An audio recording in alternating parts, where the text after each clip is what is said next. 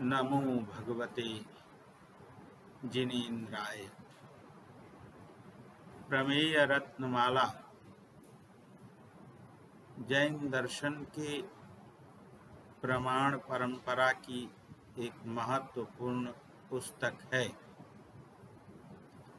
प्रमेय रत्नमाला के रचनाकार श्रीमल्लघु अनंत वीर्य जी हैं और यह प्रमेय शास्त्र की एक अद्भुत कृति है। इस कृति को समुद्देशकों में बांटा गया है, जिसका षष्ठ समुद्देशक जो है वह आभास पर आधारित है। हमें आभास को समझना चाहिए। आभास शब्द जिस शब्द के पीछे लग जाता है उसके मिथ्या ज्ञान को वह प्रकट करता है। जैसे प्रमाण में आभास लगा देने से प्रमाणाभास शब्द बन जाता है। प्रमाण का अर्थ है सम्यक ज्ञान की तरफ ले जाने वाला ज्ञान विशेष, किंतु जब प्रमाणाभास कह देते हैं तो उसका अर्थ मिथ्या ज्ञान से जुड़ जाता है। तो छठे समुद्देशक के अंतर्गत आभासों को समझाया गया है। इसका पहला सूत्र है ततो अन्यत् तदाभासम, अर्थात प्रमाण से अतिरिक्त जो ज्ञान है वह आभास मात्र है। आभास और आभास को हम अनुमान नहीं कह सकते, आभास को प्रत्यक्ष नहीं कह सकते, आभास को प्रमाण नहीं कह सकते। यद्यपि आम बोलचाल की भाषा में आभास का अर्थ अनुमान से लगा लिया करते हैं, किंतु यहाँ हमें प्रमाण शास्त्रियों को यह समझना चाहिए कि आभास का अर्थ जो है वह भ्रमित ज्ञान ही होता है, भ्रम युक्त ज्ञान ही होता है। इसलिए आभास का जहाँ भी प्रयोग हो जाता है उसका अर्थ हो जाता है कि वह ज्ञान जो सही नहीं है। इसीलिए पहला सूत्र कहा ततो अन्यत् तदाभासम, अर्थात प्रमाण से अन्यत अर्थात अतिरिक्त जो ज्ञान है वह उसका आभास मात्र है। अब उस आभास के बारे में बता रहे हैं कि कैसे वो होता है। तो अगला सूत्र बताया अस्वसंविदित ग्रहीतार्थ दर्शन संशयादयः प्रमाणाभासाः, अर्थात अस्वसंविदित नंबर 1। नंबर 2 ग्रहीतार्थ, नंबर 3 संशय दर्शन और नंबर 4 संशय आदयः। आदयः का मतलब इसके अतिरिक्त और भी हैं इसी क्रम में। ये सारे के सारे प्रमाणाभास कहलाते हैं। अब अस्वसंविदित अर्थ को समझना आवश्यक है।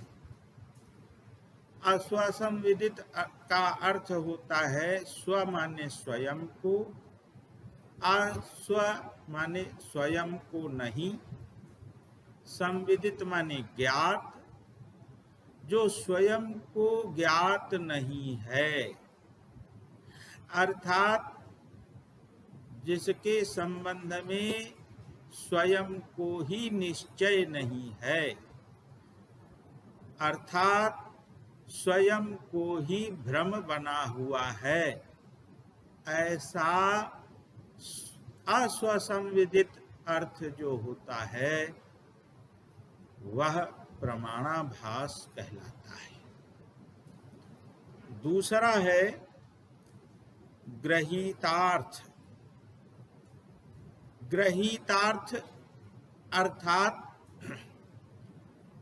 ग्रहीत अर्थ प्रमाण ही है, ऐसा भी नहीं कहा जा सकता, क्योंकि हमें जिस चीज का सम्यक बोध नहीं है उसको हमने ग्रहीत भी कर लिया, अर्थात उसे ग्रहण कर लिया, तो ग्रहण होने के उपरांत भी वह प्रमाण नहीं कहा जा सकता है, क्योंकि बौद्ध दर्शन की दृष्टि से अगर लें तो ज्ञान अर्थ क्रियाकारी होना चाहिए, और जैन दर्शन की दृष्टि से लें तो उसमें यथार्थता होनी चाहिए, सम्यक अर्थ का निर्णय होना चाहिए। अगर सम्यक अर्थ का निर्णय नहीं होता है और स्वनिर्णय होता है तो वह भी प्रमाण नहीं कहा जाता है। लेकिन स्वनिर्णय और सम्यक अर्थ निर्णय दोनों में अंतर है। सम्यक अर्थ निर्णय तो सम्यक ज्ञान की तरफ ही प्रेरित करता है, किंतु स्वनिर्णय अर्थात हमें ज्ञान है या है भी नहीं, यह तो स्पष्ट नहीं है। इसलिए यह जो ग्रहीतार्थ है यह भी प्रमाणाभास ही है। फिर है दर्शन मात्र। तो ठीक है, चक्षु दर्शन होता है, प्रत्यक्ष हो गया, किंतु प्रत्यक्ष होने के उपरांत भी जो बोध हुआ है वो प्रमाण ही है, ऐसा कहा नहीं जा सकता, क्योंकि अभ्यास दशा में जो है वह जो जिस चीज का प्रत्यक्ष करता है वह तो उसके अन्य अर्थ को निकालता है, किंतु जो अनभ्यास दशा में है वह उसी चीज को प्रत्यक्ष करता है तो वह उसका अलग अर्थ निकाल लेता है। इस प्रकार से दो व्यक्तियों को प्रत्यक्ष दर्शन हो रहा है, किंतु उसके भिन्न भिन्न अर्थ का प्रतिपादन हो रहा है। तो सम्यक अर्थ निर्णय जिसको हो उसे ही वह चीज उसके लिए प्रमाण हो सकती है, अन्य के लिए तो वह प्रमाणाभास ही है। इसी तरह से संशय तो बहुत ही यह ज्ञात है सबको कि संशय प्रमाणाभास ही है। संशय विपर्य अनध्यवसाय से रहित ज्ञान ही प्रमाण होता है। अब संशय की स्थिति इस प्रकार से बनती है कि स्थाणुर्वा पुरुषो वा, यह स्थाणु है या पुरुष है। पुरुष और स्थाणु के बीच में निर्णय नहीं हो पा रहा है। जब तक यह निर्णय नहीं हो पा रहा है तब तक वह प्रमाण नहीं अपितु प्रमाणाभास है। इस प्रकार से इस सूत्र के शब्दों के विश्लेषण के आधार पर प्रमाणाभास को समझा जा सकता है कि प्रमाणाभास किस प्रकार से हुआ करता है। अब इसका विस्तार टीका के अंतर्गत बताया गया है, किंतु उस विस्तार को विस्तार से ही समझा जा सकता है। उससे पूर्व इन शब्दों का क्या अर्थ है, क्या तात्पर्य है, यह समझना हमारे लोगों के लिए अत्यंत आवश्यक है। तीसरा सूत्र आता है दर्शकत्वाभावात्। अब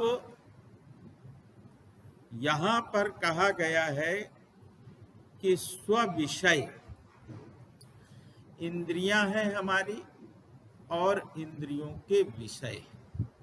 इंद्रियां अपने अपने अर्थ को विषय करती हैं और जिस अर्थ को वो विषय करती हैं वही स्व-विषय होता है।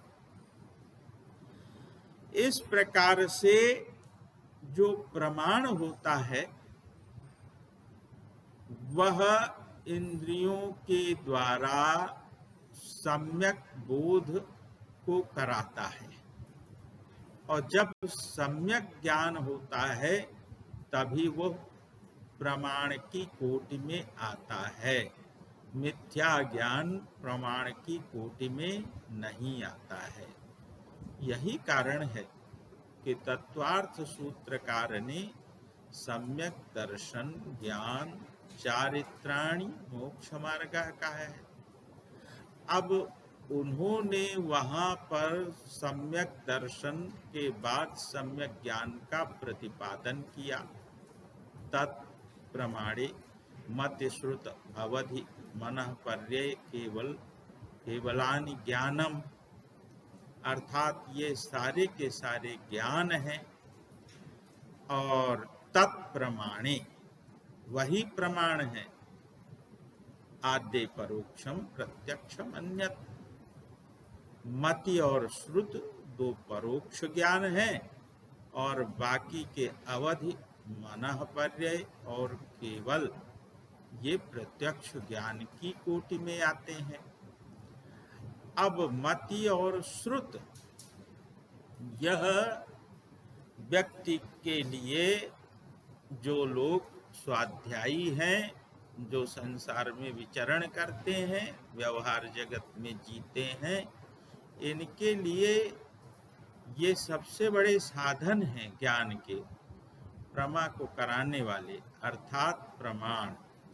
यही जो है इसमें सम्यक बोध का जो ध्यान रखते हैं, संशय विपर्यय अनध्यवसाय आदि का निवारण कर देते हैं, तो उन्हें यह ज्ञान प्राप्त हुआ करता है। तो स्वविषयोपदर्शकत्वाभावात्, अब अगर स्वविषय के उपदर्शकत्व का अभाव हो तो वो आभास कहलाता है।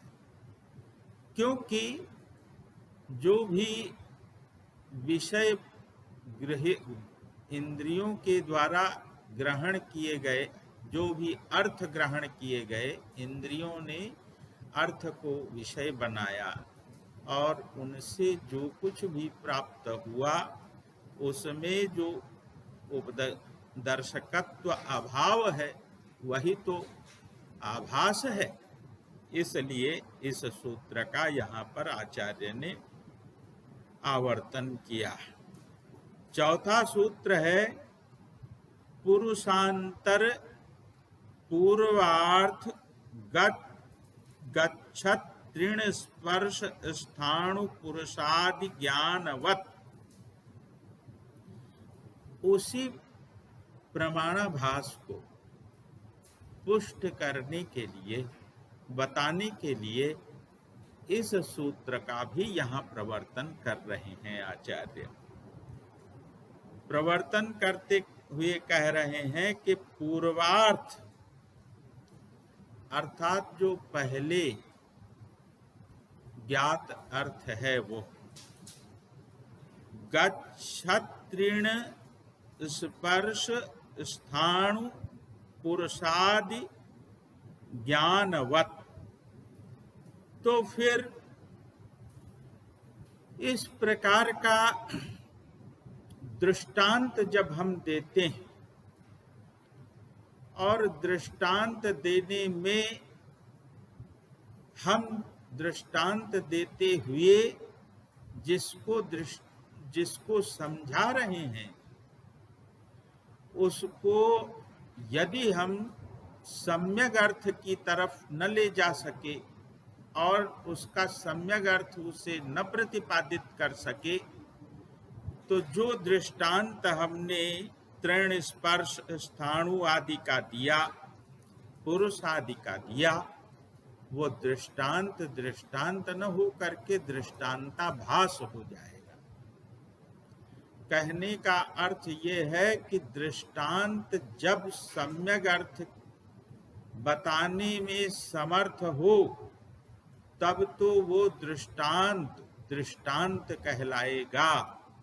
अन्यथा वह दृष्टांताभास की कोटि में चला जाएगा।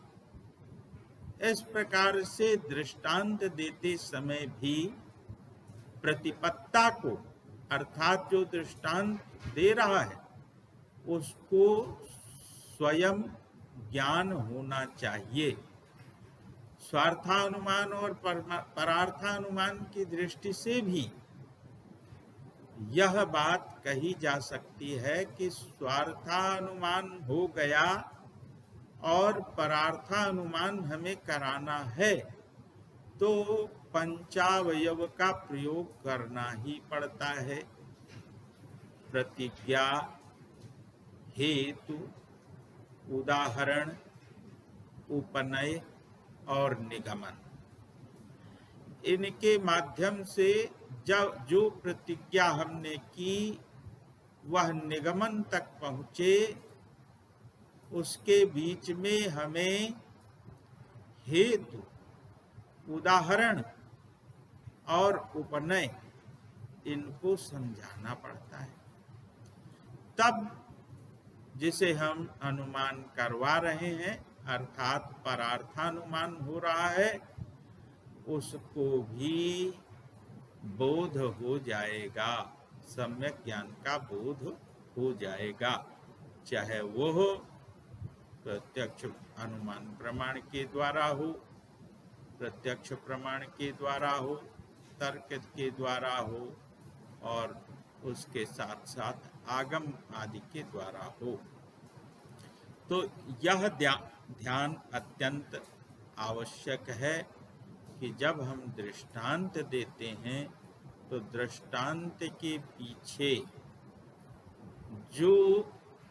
जिन तर्कों को हम प्रयोग के रूप में लाते हैं, उन्हें स्पष्ट रूप से व्याप्ति आदि के संबंध को समझाने की दृष्टि से हमें बात स्पष्ट होनी चाहिए। अर्थात दृष्टांत देने वाले को दृष्टांत देने वाला निर्भ्रांत होना चाहिए। कहने का भाव यह है कि वह जब निर्भ्रांत होगा तभी किसी को निर्भ्रांत कर पाएगा, अर्थात भ्रम रहित ज्ञान करवा पाएगा। तो इसलिए यह चौथा सूत्र अपने में इम्पॉर्टेंट है। चक्षु रसयोर द्रव्ये संयुक्त समवाय वच्च। अब इस सूत्र के अंतर्गत यह कहा गया है कि ज्ञान करने वाली इंद्रियां जो हैं 5 हैं। तो चक्षु से किसका ज्ञान होता है? चक्षु से रूप का होता है। और रस का ज्ञान किससे होता है? जिह्वा से होता है। इस प्रकार से तत् विषयक ज्ञान की तत् संबंधी इंद्रियां हैं। किंतु जब हम तत् विषयक इंद्रियों को तत्तद विषय ज्ञान के अतिरिक्त जोड़ देते हैं, तो फिर जोड़ने से हमें ज्ञान का अभाव रह जाता है, ज्ञान होगा ही नहीं। अर्थात चक्षु जो है कभी भी रस का बोध नहीं कर पाएगी। चक्षु से केवल रूप का ही बोध होगा, रसना से रस का होगा और घ्राण से गंध का होगा। तो घ्राण से हम अगर रस का बोध करने लगेंगे और रस बोध का अगर कहीं दृष्टांत दे देंगे तो वो दृष्टांत न हो करके दृष्टांताभास हो जाएगा। तो इस प्रकार से सदैव तीन प्रकार का असिद्ध विरुद्ध अनैकांतिक जो हेत्वाभास होता है उसे भी हमें समझना होगा। हेतु और उसका जो संबंध है, अर्थात चक्षु से रूप का बोध होगा, श्रवण से शब्द का बोध होगा, घ्राण से गंध का बोध होगा, रसना से रस का बोध होगा, त्वक से स्पर्श का बोध होगा, और ये तत्तद इंद्रियां तत्तद विषयक ज्ञान को प्राप्त करती हैं। और इनकी ज्ञान की प्राप्ति में इतर उदाहरण अगर दे दिया जाता है तो वह निश्चित रूप से दृष्टांताभास की कोटि में चला जाता है। इन्हीं 5 सूत्रों के साथ हम आज आपकी इस माने एतद विषयक चर्चा को यहीं विराम देते हैं।